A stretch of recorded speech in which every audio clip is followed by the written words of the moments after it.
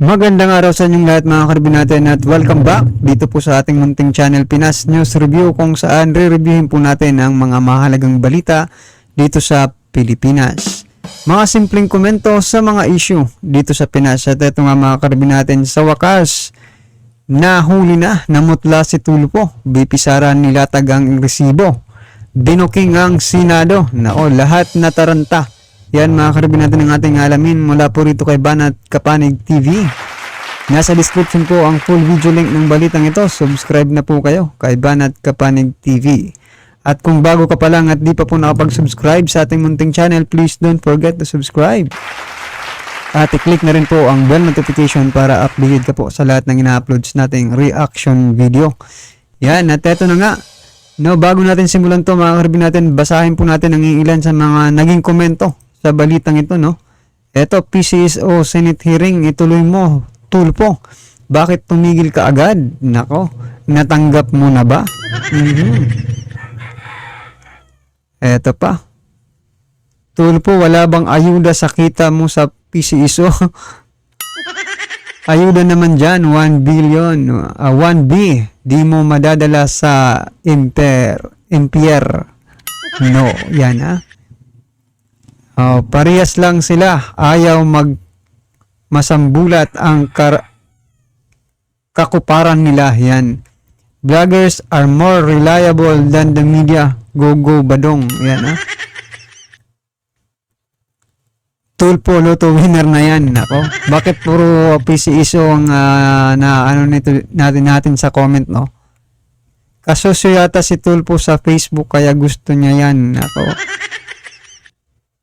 Rafi, kilala ka na ng tao, di ba? Believe sa'yo.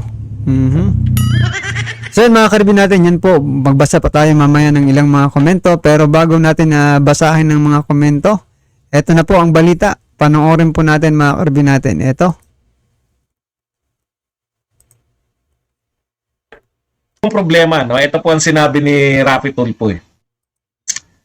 Dito po sa kanyang, ano tawag dyan? Yung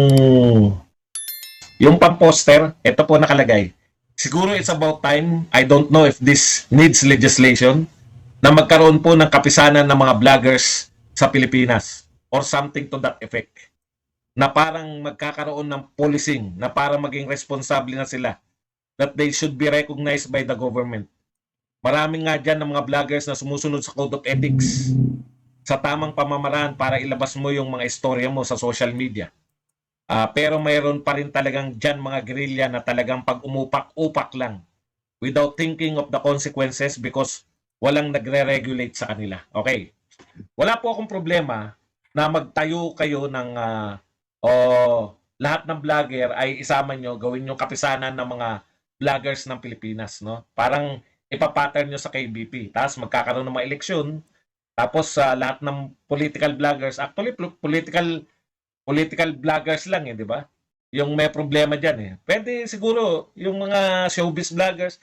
Iba-iba po kasi napakalawak po ng mga vloggers Mahirap pong isama sa amin yung mga showbiz vloggers, lalo na yung mga vloggers na mga comedy skit lang yung ginagawa, di ba? Dapat particular. Pero ang hindi ko po gusto rito, yung pinahihiwatig sa amin. Yun yung sinasabi niya, Anya, hindi kasi tulad ng traditional na media na may accountability at checks and balance. O yan, di ba? May accountability daw yung mga media. Tapos merong nag sa kanila, merong opisyal na national organization, meron pong tumitingin sa kanila. Meron merong editor, merong may-ari ng media. Okay. Pero wag mo sabihin, ang pinagpipilitan kasi ni Tulfo, yung media, dahil meron nga siyang nagre-regulate sa kanya, merong mas mataas silang mga pinuno, ay hindi nakakapag-fake news. Ayan na lang, Kitang-kita, nag-react yung DepEd. Yung sinasabi ng isang taga-Philippine Star. Chinik na yun, nilabas sa dyaryo yun. Na sinabi raw ni BP Sara na yung milyon na kabawasan sa enrollment ay dahil sa mga rallies, na wala naman sinabing ganun. So hindi po automatic na porket traditional media, hindi po automatic porket kayo ay kabilang sa traditional media, wala na kayong fake news. In fact, mas marami akong nakikitang misinformation sa inyo kaysa sa mga vlogger. Okay, ikalawa. Yun yung una kong punto, no? Yung parang ang sama-sama ng mga vlogger sa paningin nito ni Rafi Tulfo. Sinasabi niya, maraming yan, may responsable pero meron daw atake lang ng atake. Alam po ninyo, kasi ang vlogging ay bata pa po, di ba? Hindi pa naman po yan kasing tatag ng mga media talaga eh. Wala po akong problema na magtayo ng organisasyon, pero parang mali. Kaya gusto nyo magtayo ng organisasyon para ipulis namin yung aming rank. Kasi mali po na pili sabihin na kami. So parang ang lumalabas dito mga karibin natin binubusalan, no? Ni Senator Idol Rafi Tulfo yung mga vloggers, mga karibin natin, na hindi lang vloggers, lahat po ng gumagamit ng social media ay, di ba? Kung gusto mo palang magpahayag about sa gobyerno, di ba? Kahit hindi ka vloggers, kung gusto mo lang talaga magsalita, hindi ka na pwedeng makapagsalita dahil po rito. Di ba? Dahil sa gagawin ng batas. Nako. So, paano na po ang demokrasya, freedom of expression dito sa ating bansa? Ha? Wala na ba? Ano pa naman kayo? Journalist pa naman kayo. Dapat alam niyo po yung freedom of expression ng taong bayan, di ba?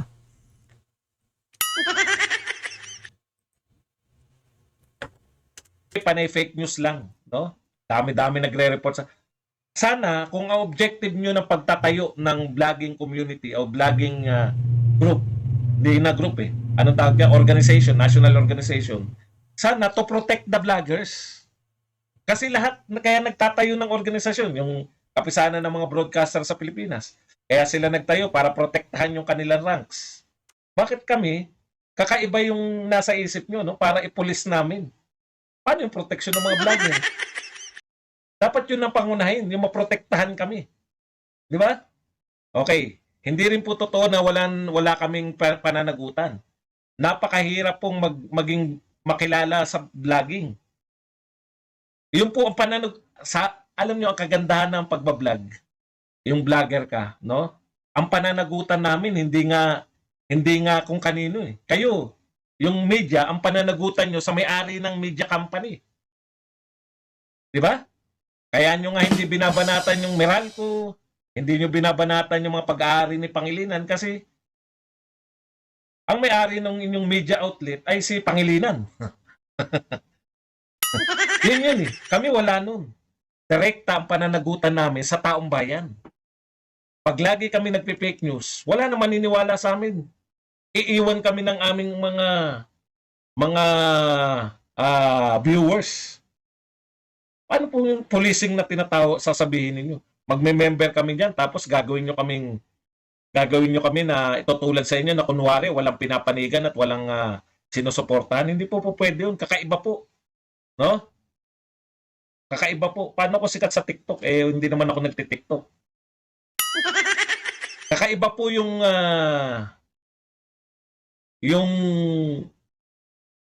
nature ng pagbablog. Kasi kung kukontrolin nyo kami, gagawa kayo ng samahan, tapos uutusan nyo kami kung ano yung ibablog namin, ano yung hindi namin pwedeng i-vlog. Hindi po pwede. Meron ng kaming amo rin eh. Nariyan si YouTube, nariyan si Facebook, yung patakaran po nila yung sinusunod namin. Pero kung kami po ay, kasi ang sabi niya, ipupulis daw kami. Hindi po ibig sabihin, alam ko po yung meaning niya, no? Ibig sabihin, yung babawasan yung atake namin. Kami nga po yung panabla sa media. Di matutulad na rin kami sa media. Kukontrolin nyo na rin kami. Hindi po kami papayag. Kaya nga naging kakaiba kaming mga vlogger eh. Para magkaroon naman ng boses, labas sa media. Kontrolado na nga kayo eh. Ang media, kontrolado na ng mga may-ari ng mga media company. Kaya ako, hindi rin ako papayag kung magtatayo kayo at yung sinasabi mong babawasan ng atake namin. Hindi po pwede yun. Freedom of speech po kami. Bakit kami sasama dyan sa mga... Buti pa sinabi mo yung fake news. Pero masama po yung... ulitin ko yung sinabi niya. May ilang vloggers na basta na lang nagpo-post sa social media na walang pinagdadaan ng proseso. Ang pinagdadaanan po ng proseso namin sa utak namin. So, ibig sabihin po ba ni Senator Rafi Tulfo, pag bawat post po ng mga vloggers sa social media, ipapa-verified po nila sa sa mga nagbe-verify ng information like Verafiles, di ba? Yung Rappler. Oh. Ganun po ba? Eh di lahat ng tao sa hindi, tayong lahat kahit hindi ka po palaging nagpo-post, kahit hindi ka po palaging bablog, as long as mag-post ka, consider ka na po na vlogger as long as nag-post ka po about sa gobyerno, di ba? Eh kung ngayon, mayroon ka pa palang hinanakit sa gobyerno, tapos, di ba? Pero hindi ka po nagpo-post ha. Araw-araw, hindi ka nag-bablog. Pero dahil naisipan mo na baka pakinggan ka, kailangan mo pa ngayon ipa-verify yung yung mga sasabihin mo. Eh, ang lumalabas po niyan, kinokontrol po nila. O, parehas na po sa mainstream media. Gaya po ng sinasabi ni Sir Badong Arateles na yung mainstream media po, controlled information yan. Walang lumalabas dyan na hindi po alam ng may-ari. Ngayon, kung yung may-ari, kaya nga hindi po tayo pwedeng maniwala na walang pinapanigan, no? Mapagkunwari po ang mainstream media. Hindi po natin masasabi na wala po silang pinapanigan. Eh, paano kung tinitiran na yung mga asset, no? Ng boss nila? Siyempre, hindi na nila ilalabas yun kasi boss nila yan. O sige nga, kung talagang hindi kayo bias ng mga mainstream media. Kaya nga, sabi ni Sir Badong, mas mabuti pa yung mga vloggers kasi bias. Talagang makikita mo kung saan sila kumakampi. Pero itong mga mainstream media, no? Hindi po, sinasabi nilang hindi po sila bias. O pero nung natawa. Kasi nga po, hindi daw sila bias, pero si Arnold Clavio, mga karabin natin, gusto nang ipadampot si former President Rodrigo Roa Duterte. Gusto nang parang sinusulsulan si PBBM, di ba? O paano yan? Mainstream media yan eh. O wag mong sabihin vloggers na rin si Arnold Clavio ngayon, di ba? O ganyan po ang example. Kaya hindi po pwedeng busalan, no, ni Senator Raffy Tulfo ang taong bayan sa pagsasalita. Kasi labag po yan sa freedom of speech, freedom of expression. Diba? Marami ding independent vloggers na responsable. Tama, kami yun.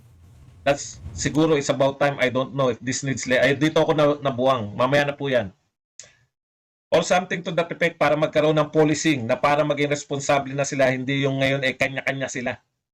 Marami nga dyan vloggers sumusunod sa code of ethics, pero meron din talagang mga guerrilla na talaga pag umupak-upak lang without thinking of consequence, walang nagre-regulate sa kanila. Yun, doon ako namumblema eh. Bakit nyo pinoproblema yung pag-upak ng mga vloggers? Kung labag naman sa batas yung ginagawa namin, halimbawa kami nang uupak na walang basihan, pwede nyo kaming idemanda sa kaya ba kayo magtatayo niyan para mapigilan kami sa kauupak? Hindi po pwede yung ganun. Hindi nyo po kami pwedeng pigilan yung social media, yung mga vloggers. Kaya nga kami, huwag nyo po kaming ihalin tulad sa pangkaraniwang media. Una, bias kami lahat. Yun yung pagkakaiba natin. Kayo, nagkukunwaring hindi bias. Yung media, nagkukunwaring hindi bias. Pero actually, bias din kayo. Kami, lantad lang yung pagiging bias namin. Di ba? Lantad lang kami. Kayo, mapagkunwari ang inyong pagiging bias. Okay. Thank you very much kay 818 muna na nagbigay sa atin na 999. Donato Siliano, konti pang 3-in-1 punong saserdote. Thank you very much. Donato Siliano sa pagbibigay sa atin ng $499. At si Ram, thank you very much sa pagbibigay ng 5 Hong Kong dollars na pangkape. Ayan. O, tuloy po tayo, no? Kasi self-serving eh. Ayaw niyang inaatake siya eh. Di ba? Ayaw niyang, doon siya, Okay lang sana kung okay sana kung ganito yung sinabi ni Rapi Tulfo eh. Kawawa naman yung mga vloggers, wala silang proteksyon. Pag may binanatan sila, dinimanda sila. O paano na yun? Di mawawala na sila ng freedom of expression, speech. Hindi. Ang gusto niya para mapigilan kami sa pag-atake. Yan, mga ano lang po yan, no? Mga simple lang po yan. Pero kung hindi nyo inuunawa, parang, o nga, maganda yan na magkaroon ng vlogging organization. Pero hindi po ako sasali dyan sa vlogging organization na yan kung pipigilan kami, no? Na magsalita sa aming mga biases. Yun nga yung pagkakaiba natin ng media. Mahirap po yun. Eh di, kanino na manonood ngayon? Actually, kaya kami nakakatabla kasi being honest. Napaka-honest ng aming mga pinagsasabi. 'Di ba? Kaya namin bumira na wala kaming alinlangan. Halimbawa, yung ibang mga network, bumibira ba sila ng direkta? Hindi. Panay pa ilalim ang bira nila. So yan mga karbi natin, ano po ang inyong masasabi dito sa mga binitawang statement ni Sir Badong patungkol po dito kay Senator Idol Rapi Tulfo na gusto nga magkaroon ng vlogging organization group, no? Which is nakokontrolin ng pagsasalita. parang ginisa lang tayo sa sarili nating mantika, di ba? For example, member. Bakit mo kailangan mag-member kung pipigilan ka naman magsalita, di ba? Ano bang tingin niyo sa mga vloggers, mga gano'n na baka tanga? Di ba? Sasali ka dyan para lang mabawasan. Di ba? Kung bias naman talaga tayong mga vloggers kahit aminin natin sa hindi, talagang mayroon po tayong kinakampihan. Dahil nga po, kailangan natin ng kailangan natin kumampi, 'di ba? Sa tama. O at ipagtanggol ang tama, 'di ba? O gaya nila Sir Badong, Arateles, Ma'am Maharlika at ang iba pa, 'di ba? O well, anyway mga karibin natin, lahat naman po tayo may kanya-kanyang reaksyon at komento. I-comment na lang po sa baba para at isa lang po ng ating mga kababayan ang inyo pong reaksyon patungkol po sa naging balitang ito, right? Kung bago ka pa lang at di pa po nakapag-subscribe sa ating munting channel, please don't forget to subscribe at i-click na rin po ang bell notification para updated ka po sa lahat ng ina-uploads nating reaction video. Yan, maraming salamat po.